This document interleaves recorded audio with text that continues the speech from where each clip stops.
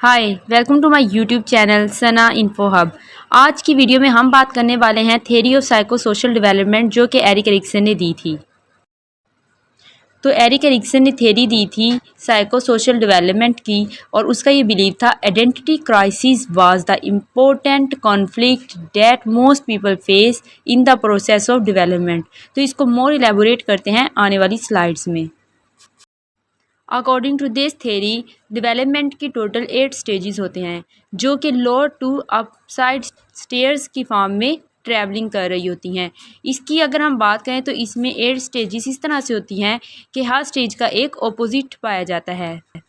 Like you can see trust versus mistrust, autonomy versus shame and doubt, initiative versus guilt, industry versus inferiority, identity versus role confusion, intimacy versus isolation, and generative versus stagnation, integrity versus despair। तो जो first stage है वो after birth start हो जाती है और जो last stage है वो 65 टू ऑनवर्ड रहती है। इसकी अगर हम बात करें अकॉर्डिंग टू एज तो फिर हमारे पास जो 0 से लेके 18 मंथ के दरमियान में स्टेज पाई जाती है यानी इन्फेंट के लिए वो होती है हमारे पास ट्रस्ट वर्सेस मिसट्रस्ट। उसके बाद टोडलर के लिए जो हमारे पास स्टेज होती है जो कि 18 मंथ से 3 ईयर्स तक के बच्चे के लिए होती है that is autonomy versus shame and doubt. Then preschoolers के लिए 3 to 5 ईयर्स के लिए initiative versus guilt. Next 5 to 12 years old के बच्चों के लिए industry versus inferiority. Then adolescence के लिए 13 to 9 years old identity versus role confusion. Then at the age of early adult 20 to 39 intimacy versus isolation. Then before 64 years generativity versus stagnation and until the death ego integrity versus despair। Eric Erikson ने psycho social stages को 3 main categories में divide किया था। सबसे पहले ये childhood की आती है। अगर तो स्टार्ट में बच्चे की पर्सनैलिटी में पॉजिटिव एक एडिशन होती है तो उसमें ट्रस्ट डेवलप होगा, faith in environment and future event. अगर उसकी पर्सनैलिटी नेगेटिव साइड पे जाती है मिसट्रस्ट डेवलप होगा, सस्पिशियस हो जाएगा, फेयर ऑफ फ्यूचर पैदा होगा। नेक्स्ट अगर उसमें नेक्स्ट स्टेज में जाने के बाद पॉजिटिविटी आती है तो ऑटोनॉमी है, अ sense of self control and adequacy. और अगर उसमें एक डाउट की फीलिंग पैदा होगी दैन इट्स नेगेटिव फीलिंग। इसी तरह से नेक्स्ट अगर उसमें इनिशिएटिव वर्सेस गिल्ड में से पॉजिटिव आती है तो वो इनिशिएटिव नेचर होगी, ability to see a self starter to initiate things. लेकिन अगर वो नेगेटिव साइड पे चल जाती है तो अ सेंस ऑफ गिल्ट उसके अंदर पैदा हो जाएगी। नेक्स्ट अगर इंडस्ट्री वर्सेस इन्फीरियोरिटी में से उसमें पॉजिटिव पहलू आता है तो ability to learn how things work. But on the other hand अगर उसमें एक नेगेटिव पर्सनैलिटी फैक्टर पैदा हो जाता है तो वो a sense of inferiority at understanding and organising होगा।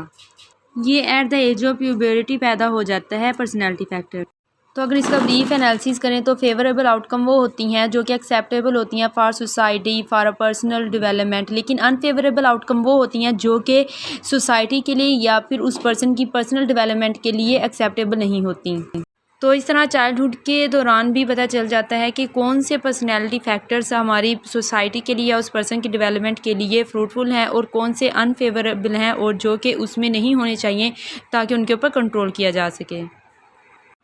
क्योंकि जो अनफेवरेबल फैक्टर्स होते हैं like inferiority, mistrust, doubt, guilt, ये किसी न किसी साइको सोशल एरर्स की वजह से होते हैं।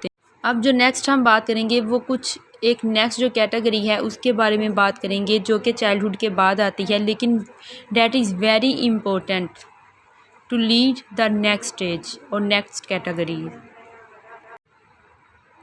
तो आइए इस स्टेज का ब्रीफ एनालिसिस लेते हैं। That is transition years. The stage is transition years. Adolescence की स्टेज होती है, इसमें आइडेंटिटी वर्सेस रोल कन्फ्यूजन आता है। अगर तो एक पर्सन में एक पॉजिटिव फैक्टर आ गया, उसे अपनी आइडेंटिटी का पता चल गया, then seeing one self as a unique and integrated person. While on the other hand if he fail to identify his role then this is called the confusion over who and what one really is। The next stage is adulthood. At early adulthood, intimacy versus isolation। Intimacy is ability to make commitment to love, while adulthood की जो isolation stage है inability to form effective relationship। On the other hand, middle age, generativity versus stagnation। The generativity is concern for family and society, while stagnation is concern only for self।